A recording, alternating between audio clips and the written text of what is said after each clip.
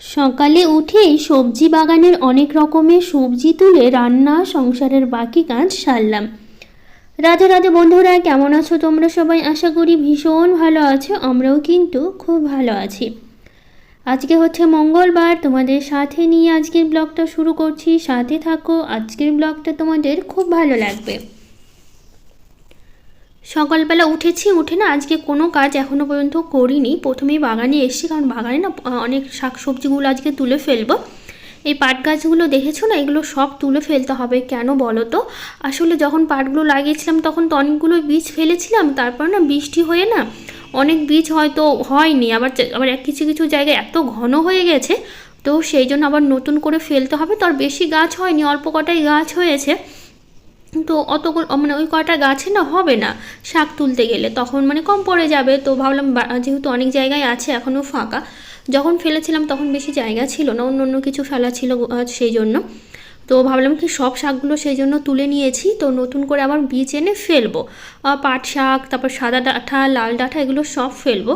লাল ডাঁটার শাকগুলো আছে ওগুলো সব তুলে ফেলবো, ওগুলো তুলে ওখানেও নতুন করে আবার ফেলতে হবে।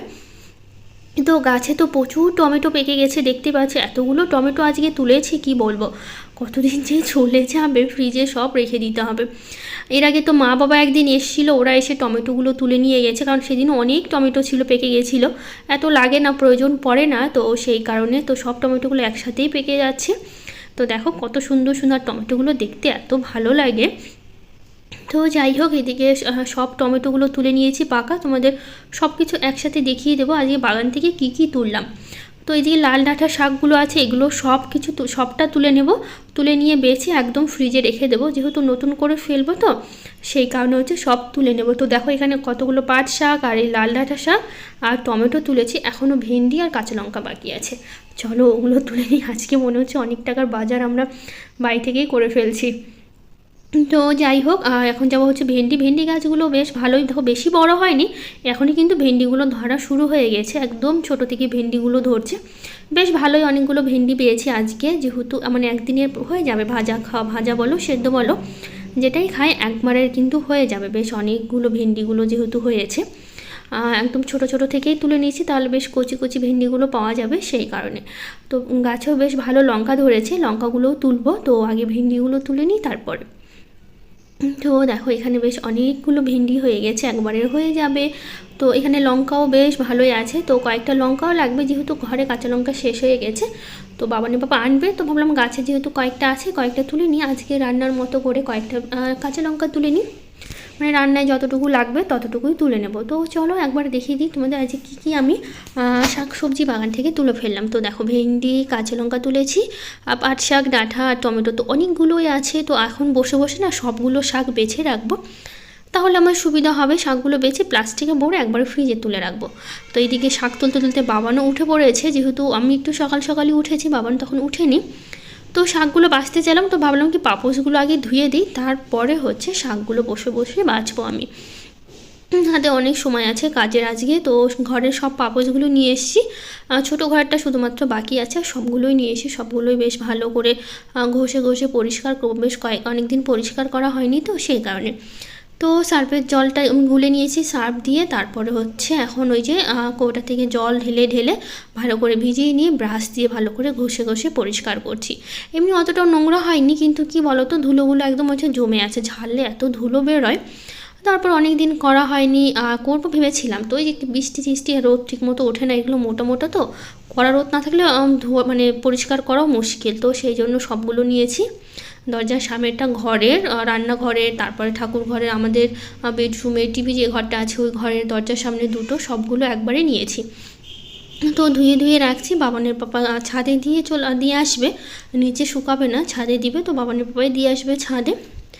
তো আমি ওইদিকে সবটা ধুয়ে নিয়েছি, বাবানের পাপা ছাদে দিয়ে এসে এদিকে আমি বসে বসে এখন শাকগুলো বেছে নেব। তো ডাঁটা শাকগুলো বেছে নেব, পাট শাকগুলো বেছে নেব, তাহলে হচ্ছে রান্না করার সময় মানে কাজটা এগিয়ে থাকবে।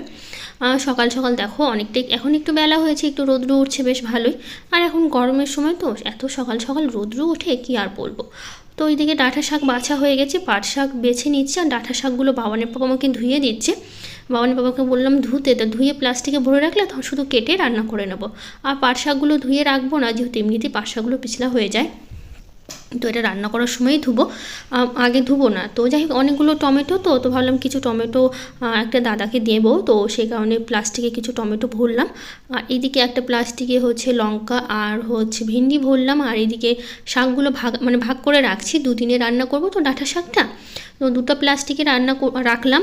আর হচ্ছে পাট শাক যেহেতু আজকে রান্না করবো, একটা প্লাস্টিকে কিছুটা পাট শাক রাখলাম আর কিছুটা হচ্ছে বাইরে রাখলাম, ওটা আজকে রান্না করবো সে কারণে। তো এইদিকে আমার সকালবেলা সব কিছু হয়ে গেছে, বাড়িটাও পরিষ্কার করলাম, কারণ ডাঁটাগুলো ছিল, পাট শাকের শাকের গাছগুলো ছিল, সবটা ভালো করে পরিষ্কার করে চলে আসলাম ঘরে বিছানা গোছাতে। সকালবেলা তো কোনো কাজ করিনি, যেহেতু আমি একবারে উঠেই বাইরে কাজ করছিলাম, তো সেই কারণে সকালবেলা উঠে বা ঘরের অন্য কোনো কাজ আমি করতে পারিনি। তো সেই জন্য এখন চলে আসলাম বিছানাটা গোছাতে। বাবান তো অনেকক্ষণই উঠে পড়েছে। বিছানাটা গুছিয়ে ঘর বাড়িগুলো ঝাড় দেবো, দিয়ে বাকি কাজগুলো সারবো, রান্না করব। তো এইদিকে দেখো বাবান আমি কাজ করছি, ও আমার পিছু পিছু ঘুরে বেড়াচ্ছে। তো চলো এইদিকে কাজ করতে করতে কিছু দিদিভাইদের কমেন্ট পড়ে নিই। বেঙ্গলি ব্লগার অনু দিদিভাই বলেছে, প্রতিদিন তোমার ভিডিও দেখি, সব সময় খুব ভালো লাগে, খুব সুন্দর ভিডিও, ভালো থেকো। থ্যাংক ইউ দিদিভাই, তোমাকে অনেক ভালোবাসা। আরও কিছু দিদিভাইরা কমেন্ট করেছে, আমার পৃথিবী, প্রতীক্ষা, হাউসওয়াইফ ঝুমা, সামিয়া আক্তার, শ্রেয়সী ব্লগ, সুচন্দ্রা ভট্টাচার্য, নূপুর দাস, সবাইকে থ্যাংক ইউ, অনেক ভালোবাসা এত সুন্দর সুন্দর কমেন্ট করার জন্য। এইদিকে এখন শুধুমাত্র ঘর বাড়ি ঝাড় দেওয়া আছে, ঘর বাড়িটা ঝাড় দিয়ে তবেই হচ্ছে আমি চলে যাব রান্নাঘরে রান্না করতে।